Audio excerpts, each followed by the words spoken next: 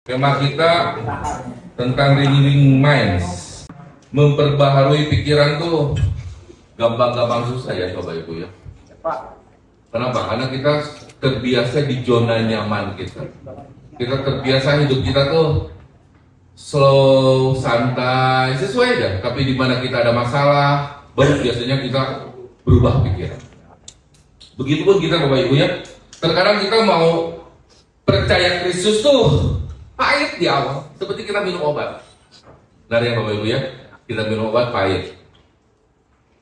Mau sembuh kan? Mau nggak mau kita harus minum obat. Mau kurus, mau nggak mau kita harus olahraga. Mau sehat harus olahraga. Ya kan? Kita mau kenal Tuhan, mau nggak mau kita harus baca Alkitab. Lakukan firman Tuhan, baru kita bisa kenal Tuhan. Ada amin. Begitupun kita kenal pasangan kita. Mau nggak mau, kita harus perbaharui pikiran kita. Yang asalnya nggak sesuai menjadi sesuai. Begitupun dalam ekonomi. Kalau kita nggak memperbaharui pikiran kita, mungkin ekonomi kita akan stuck. Iya ya, kenapa ya? Saya dari 2010 misalkan saya kerja atau bisnis, sekarang 2024, tapi tetap ekonomi saya kok begini-begini aja. Kok pengetahuan saya akan firman kok begini-begini aja. Kok rumah tangga begini-begini aja dari dulu sampai sekarang, jalani aja hidup tuh. Nah kenapa sih seperti itu? Terkadang kita lupa men-charge diri kita. Kita seringnya charge handphone. Kenapa? Untuk keinginan ego kita. Betul ya? Tapi kita lupa charge keinginan Tuhan terhadap hidup kita. Jadi penting banget Bapak Ibu bahwa kita harus renewing mind, harus memperbaharui pikiran kita supaya kita menjadi manusia baru. Tujuan kita, slide selanjutnya, tujuan kita harus memperbaharui pikiran. Pertama, menjadi manusia baru yang Tuhan kehendaki. Amin Bapak Ibu. Siap menjadi manusia baru Bapak Ibu? Kita baca sama-sama. Efesus 4 ayat 17 sampai 18. Sebab itu, kukatakan dan kutegaskan ini kepadamu di dalam Tuhan, jangan hidup lagi sama seperti orang-orang yang tidak mengenal Allah dengan pikirannya yang sia-sia. Ayat 18, dan pengertiannya yang gelap, jauh dari hidup persekutuan dengan Allah karena kebodohan yang ada di dalam mereka dan karena kedegilan hati mereka. Kedegilan itu keras hati ya Bapak Ibu ya.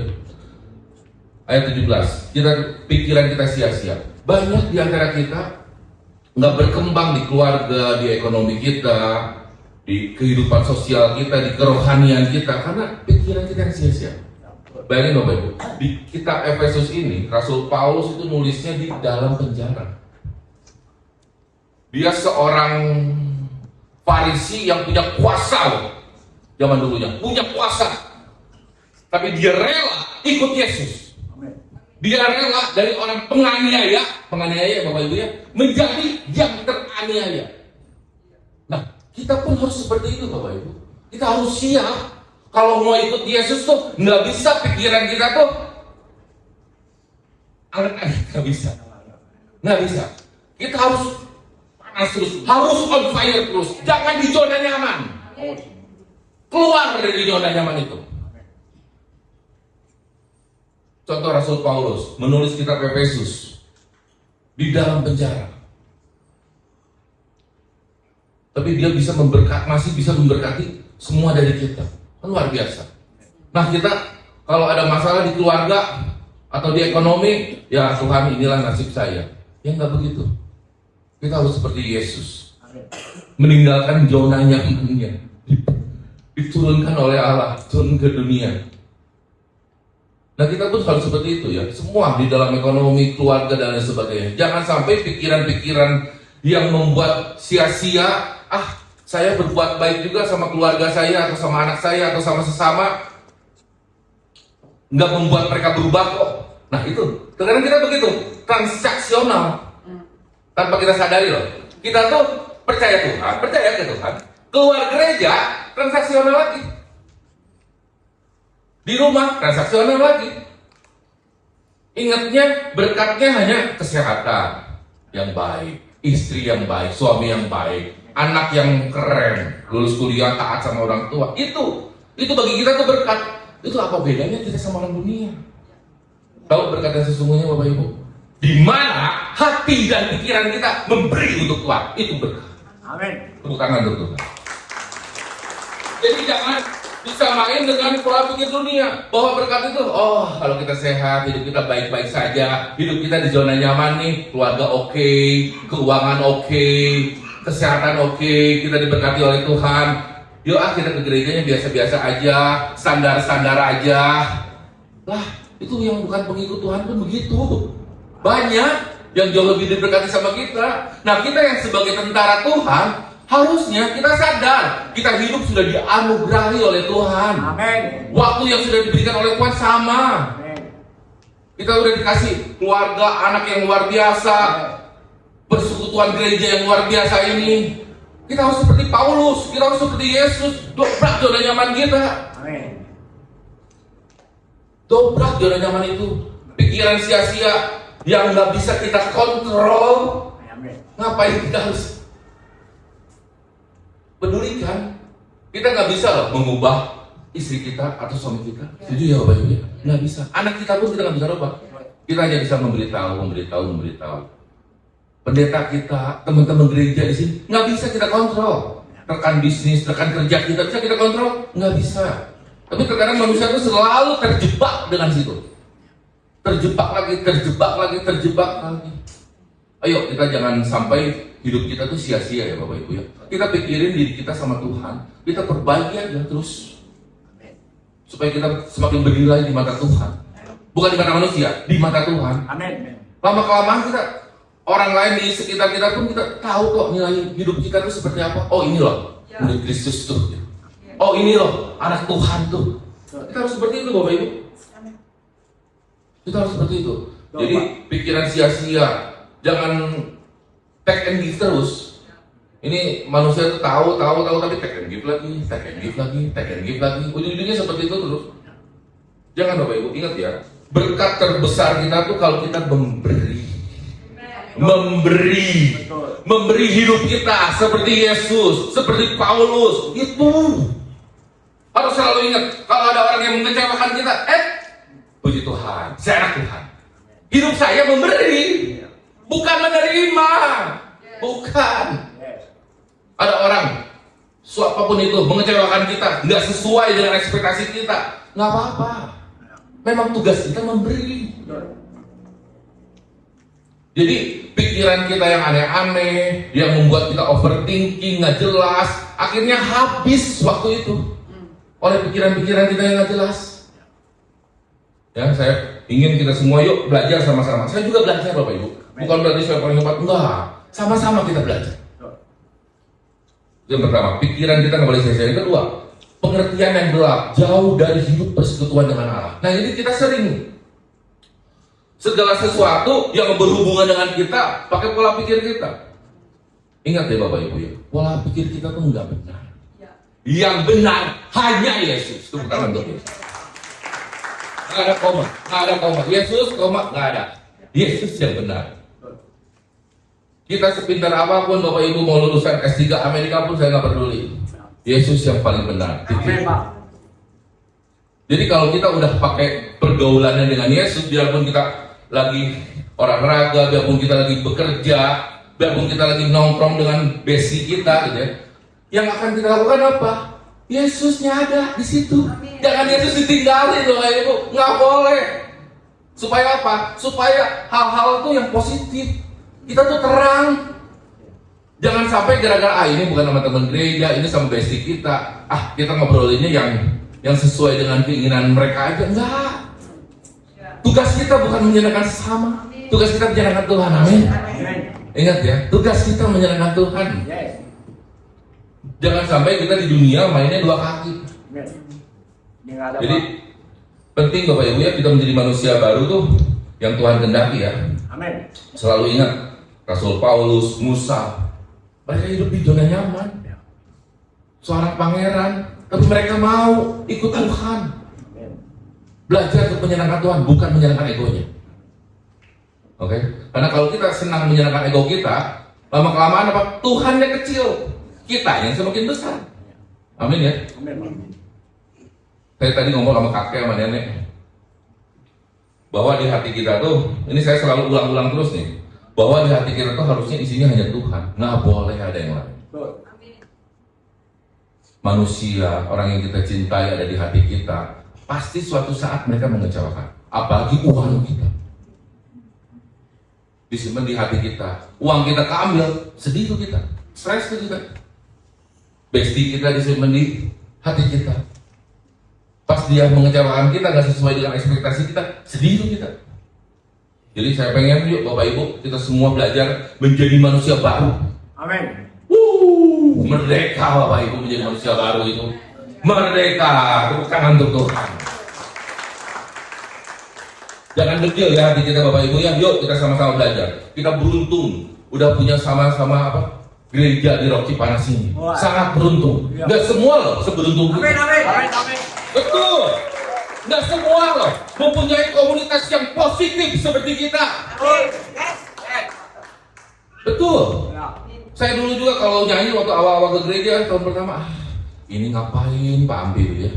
Tapi lama-lama saya paham itu hal-hal yang baik yang harus kita ikuti. Kan kita ceritanya begitu kan? Kalau kita mau menjadi suami yang baik bagi keluarga kita, ya kita harus ikuti Tuhan. Amin. Mau kita mau jadi pekerja yang baik, kita ikuti Tuhan. Kita mau kesehatan kita baik, kita ikuti Tuhan. Jadi follow-nya tetap leader-nya Tuhan. Ya. Di Efesus 4 ayat 20 sampai 24, mari kita baca sama-sama. Efesus 4 ayat 20 sampai 24. Tetapi kamu bukan demikian. Kamu telah belajar mengenal Kristus. Nah, tadi kan kita sudah belajar mengenal Kristus. Ayat 21, karena kamu telah mendengar tentang Dia dan menerima pengajaran di dalam Dia menurut kebenaran yang nyata di dalam Yesus. Ayat 22, yaitu bahwa kamu berhubung dengan kehidupan kamu yang lalu harus mendengarkan manusia yang lama. Amin. Mendengarkan manusia yang lama yang menemui kebinasaannya oleh nafsunya yang menyesatkan. Nafsu kita tuh menyesatkan.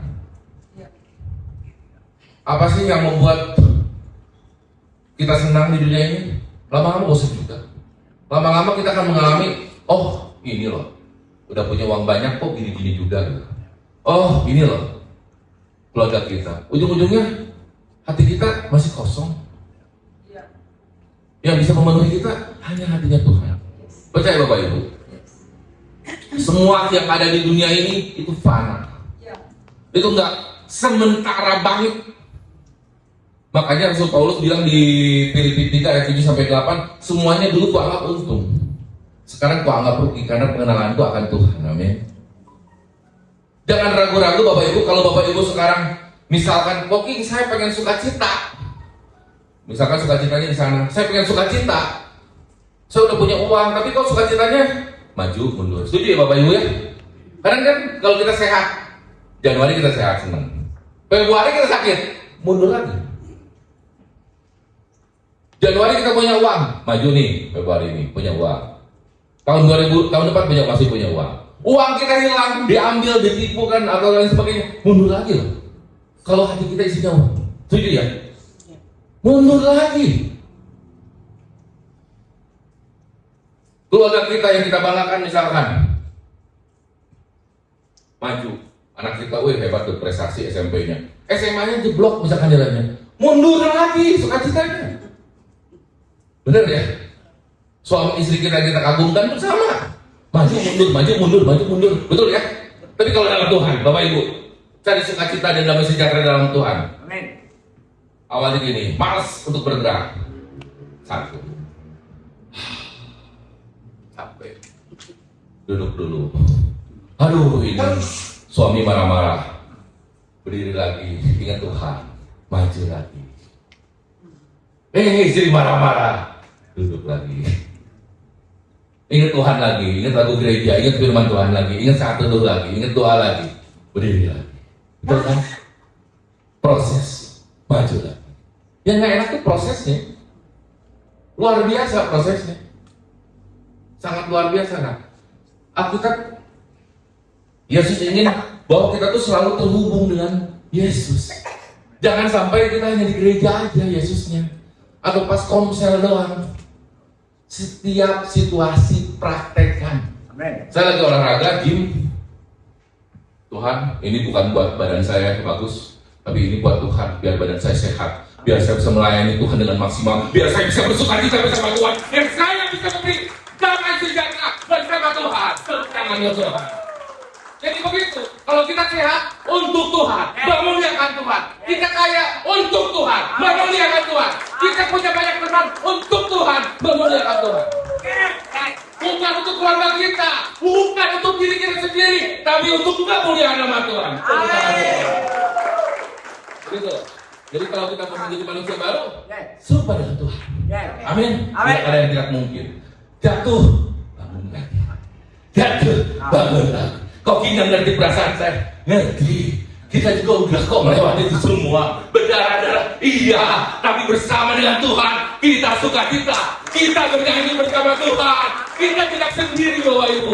Oke, amin. Di Efesus 4 ayat 31-32, segala kepahitan, kegeraman, kemarahan, pertikaian, dan fitnah hendaklah dibuang dari antara kamu. Demikian pula segala kejahatan. Tetapi hendaklah kamu ramah seorang terhadap yang lain, penuh kasih mesra dan saling mengampuni, sebagaimana Allah di dalam Kristus telah mengampuni kamu. Amin. Siap buang kepahitan, kegeraman, nggak ada untungnya. Sekarang saya tanya, kita simpan kepahitan sama seseorang, orang tua lah, atau siapapun itu, untungnya apa? Nggak ada, Pak. Untungnya apa? Saya tanya ya kepada masing-masing dari kita. Untungnya apa? Nggak ada, Pak. Sakit iya, Pak. Sakit iya. Tadi saya nanya ke kakek dan nenek juga, bisa umur panjang apa? Pikirkan yang saat ini aja. Betul, Pak. Ya. Masa depan urusan Tuhan. Betul. Benar. Ngapain kita harus rancang-rancang masa depan? Aduh, takut anak gua nggak makan. Aduh, takut ini. Enggak. Selama kita bersama Tuhan, ya tapi tetap kita harus bekerja ya. Selama kita bersama Tuhan, gantungkan aja sama Tuhan. Kita beri teladan bagi anak kita tentang sukacita, tentang Tuhan, tentang damai sejahtera. Sehingga apa? Anak kita melihat apa? Kristus. Oh ya, orang tua kita juga punya Kristus. Pasti saya juga bisa melewati hidup ini bersama Kristus. Gitu. Jadi tampilkan aja diri kita Kristus di depan anak kita. Gak usah kita repot-repot tampilkan saldo rekening kita. Ini yang salah dari orang tua. Nah, tenang. Papa sudah belikan kamu ruko. Tanpa sadar, kita ngajak anak kita ke gereja, tapi bergantung sama dunia. Nggak nyambung. Percaya Tuhan, bukan. Itu percaya rekeningmu. Gitu ya. Jadi ajak karakter Kristus. Biar mental anak kita, biar pikiran anak kita ngerti. Oh ini loh orang tua terbaik dari Tuhan. Oh ini loh orang tua kita yang selalu berjuang. Oh ini loh orang tua kita yang gak suka menangis, hanya menangis di hadapan Tuhan. Begitu tampilan kita. Kita jadi teladan bagi keluarga, bagi sesama kita. Oke? Amin Bapak Ibu, puji Tuhan. Betul. Jadi yang pertama, untuk memperbarui pikiran kita harus menjadi manusia baru di Efesus ya. Yang kedua, ujungnya nanti hidup kita akan berbuah. Bapak Ibu bilang, oke, buah uang bukan.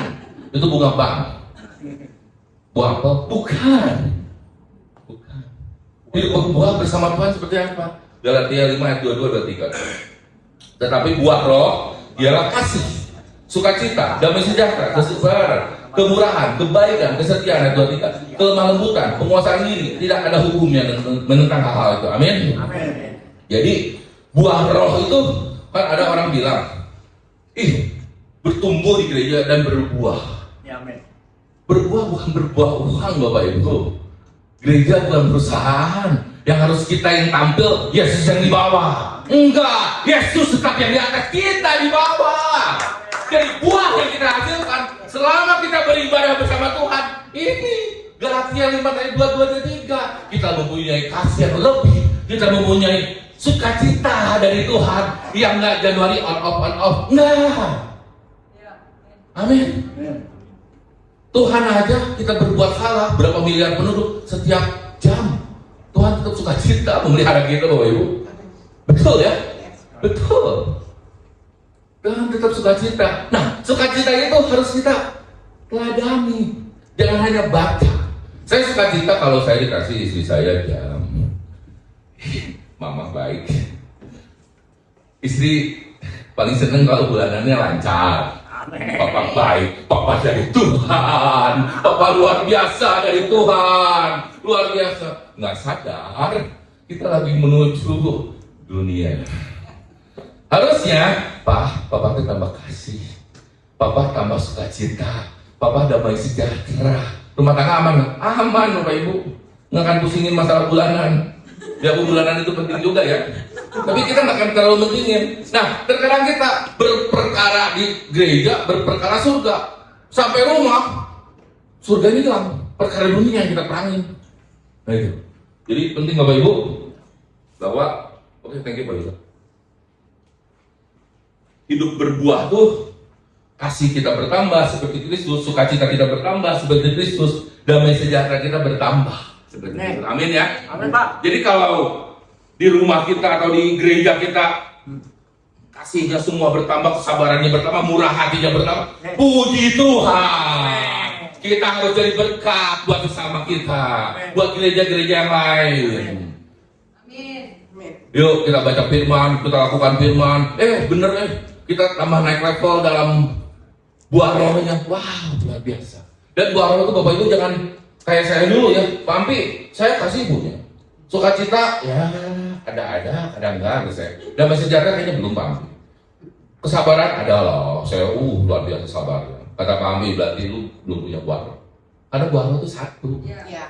Ya ingat ya, buah roh itu satu. Jadi nyatu semua. Jadi kalau salah satu nggak ada, berarti kita belum memiliki buah. Jadi jangan sombong, yang pintar, yang kaya raya. Saya udah punya buah dari Tuhan, hasil kerja keras saya. Enak aja. Lu pikiran hidup lu dari Tuhan. Sadar, ngaca, yang gede. Lu bisa beli baju, lu bisa beli jam tangan, lu bisa beli rumah. Sadar dari mana itu? Dari Tuhan. Jangan sombong. Next, yang ketiga, keluar dari zona nyaman. Nah, ini nih. Dan menjadi bintang dalam kehidupan nyata. Amin, Bapak Ibu. Kita harus menjadi bintang dalam kehidupan nyata, bukan buat nama kita naik, bukan. Biar karakter Tuhan, orang lihat, oh ini loh, murid Kristus. Oh ini loh, saya mau ikut dia. Kenapa? Karena dia orangnya keren, punya kasih, sukacita, damai sejahtera yang luar biasa, yang gak ada habis-habisnya. Itu yang sedang memberi, murah hati, sabar. Itu keluar dari zona nyaman dan menjadi bintang dalam kehidupannya. Di Daniel 12 ayat 3, dan orang-orang bijaksana akan bercahaya seperti cahaya cakrawala, dan yang telah menuntun banyak orang kepada kebenaran seperti bintang-bintang tetap untuk selama-lamanya. Amin. Nah, di Rock Jabar terutama diajarin tuh kerohanian yang pertama, kedua karakter, ketiga kesehatan, keempat keluarga, kelima karir, keenam komunitas, ketujuh keuangan. Tengahnya Tuhan. Kenapa tengahnya Tuhan? Biar kita tahu apapun yang tadi seperti saya omongin, kerohanian kita, karakter kita, semuanya harus terhubung sama Tuhan, Bapak Ibu.